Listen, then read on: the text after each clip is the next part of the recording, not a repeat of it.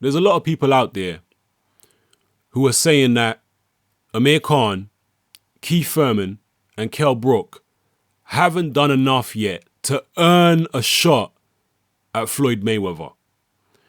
And this is a viewpoint which is completely illogical based on the fighters who Floyd has faced in recent years. This viewpoint is just totally illogical, and it is straight up dick riding. That's all it is.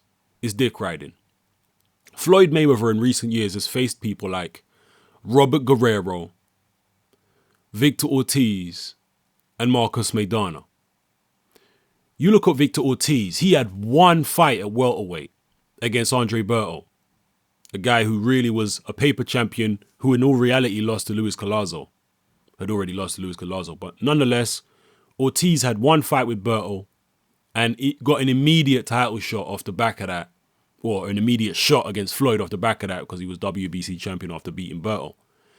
If Ortiz can get an immediate shot against Floyd after only one fight at welterweight beating Andre Berto, there is absolutely no reason, no logical reason why Kell Brook can't also get an immediate shot at Floyd. There's no reason. Sean Porter, as far as I'm concerned, is better than Andre Berto. And Kell Brook has been a welterweight the whole time. He isn't a guy that just stepped up from 140. This guy's been at welterweight his whole career. So he's just as deserving, if not more deserving of a shot against Floyd than Victor Ortiz was. Then we move on to Robert Guerrero. Robert Guerrero stepped up from lightweight. He fought a guy called Selkirk Aiden.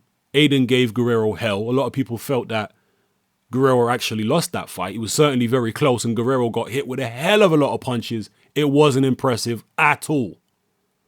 And we now find out, anyway, Aiden is a very limited fighter. Certainly not one of the best fighters in the world. Nothing, not even close. And that's who Guerrero fought in his first fight at welterweight, and he had a tough fight.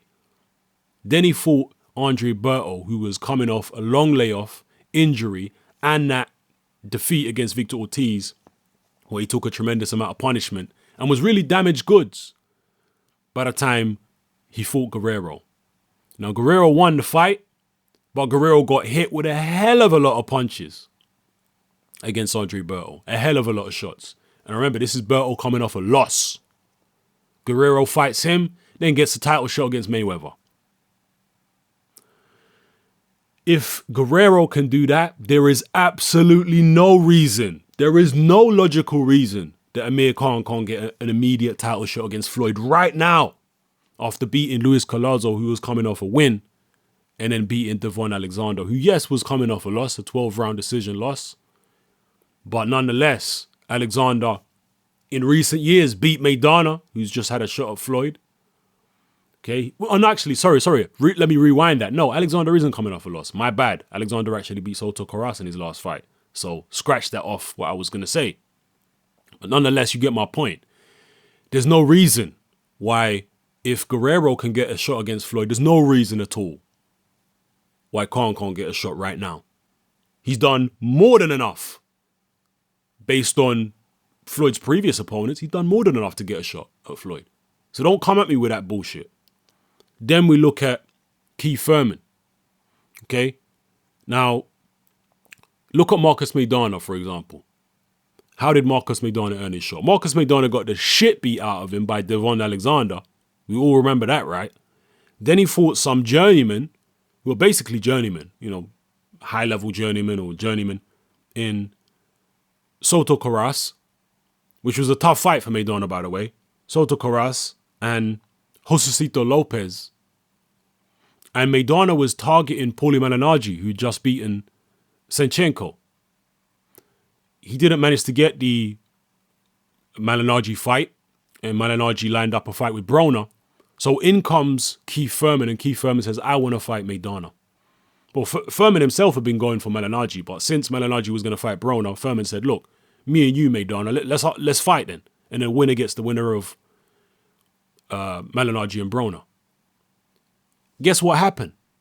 Maidana was supposed to go through with that fight. That fight was set to go ahead. Maidana pulled out the fight. He ducked the fight. He blatantly ducked Keith Thurman. He tried to go for Malignaggi, couldn't get it. And then he got the shot against Broner. Again, Broner's a guy who's jumping up 2 weight divisions, hasn't done shit at welterweight, barely scraped by Malignaggi.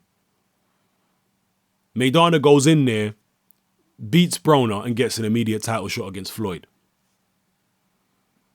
If Maidana can do that, there is absolutely no logical reason why Keith Thurman can't get a shot against Floyd right now. There's no logical reason. Look who Maidana had to beat to get the Floyd fight. Hardly anyone. He didn't have to run through all these undefeated fighters and, you know, top contender. He didn't have to do that. He beat a couple journeymen. Then he fought Broner, a guy jumping up 2 divisions who'd never done shit in the division. Then he gets a shot. And you're saying that Thurman ain't earned it? What the fuck are you talking about?